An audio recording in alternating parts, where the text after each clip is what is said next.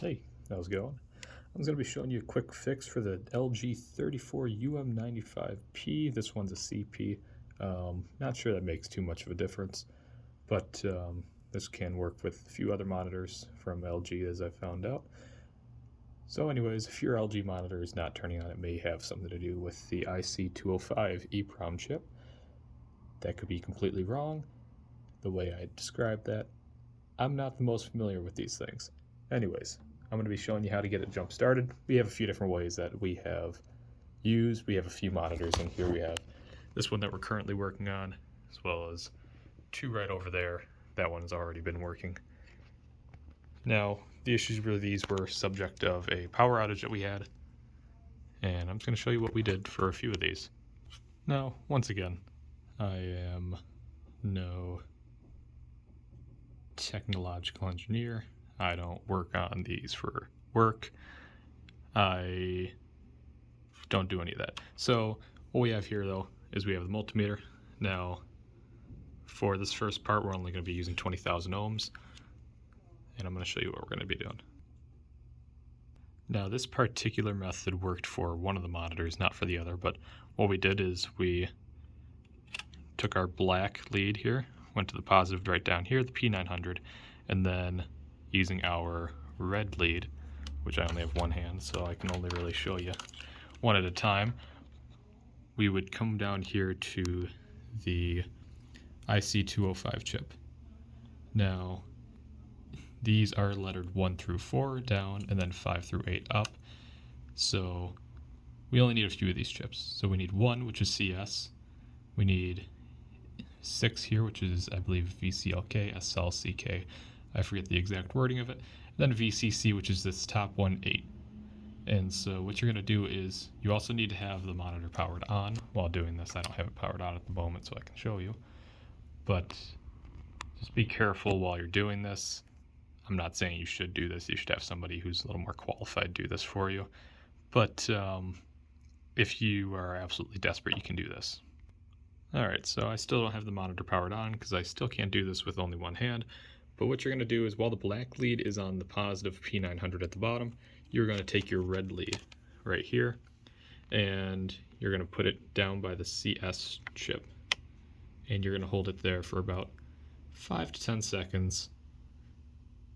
And then once you're done with that 5 to 10 seconds, you're going to take it and you're going to put it on the other side here at the SLCK chip, or pin I should say. Once again, like I said, I'm not the most familiar with these things.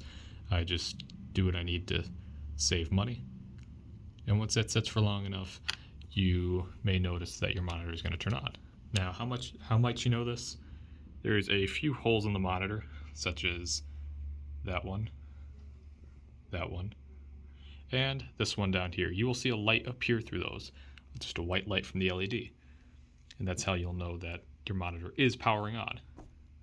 Now there is another method you can do to this. Now instead of having your multimeter at 20,000 ohms, what you can do is set it to 19, or I guess 20 volts. And there's a bit different for this method. Now in this method you'll take your red lead instead, take it down here and it'll go where positive is at P900, and you'll take your black lead here and you'll still be using CS and SCLK, but what you're going to do is you're going to hold it on SCLK and just wait. Now you'll notice that if you put your ear against these chips, be careful while doing it while it's on, you will hear a kind of pulsing. It'll be a high-pitched noise. It's kind of hard to hear unless you're right next to it, but it'll be a pulsing, and if you take your black lead and hold it against SCLK there, you may notice that after long enough it will become a steady pitch in which you will likely see the lights come on. You may need to hold it for a minute, and you can try this a few times. If that is not working, you can do the same thing with the CS chip, which is the first one here, and that one is what ended up being it for one of the monitors that we have. We lost 4 monitors to a power outage. And yeah, I'm going to work on this and then I'll come right back to you in a minute.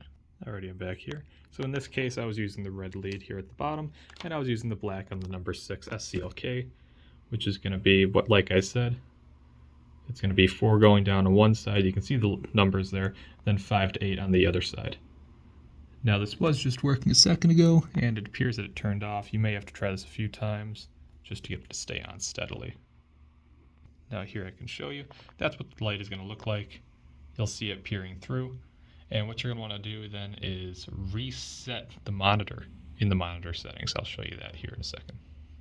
Alright, now this is a different monitor than what I was showing you. It appears the other one got stuck in a bad state once again.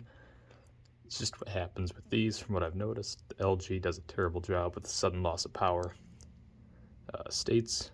But what you're going to do now, head over to menu, and go down here to reset, and reset it right there. If you should have been able to see that, but that'll help get your monitor out of the bad state that it's in. It'll get rid of that bad memory that it has, and hopefully that'll be your long-term solution for these things. LG wanted $500 per monitor to fix them. If I'm not mistaken, these were $700 monitors each. Just had to talk to someone for a quick second, but don't let LG charge you $500 a monitor. In this case, we have 4 of them. It would have been $2,000. Don't let them do that. Find someone who knows their way around a multimeter. Try this and see if it helps you.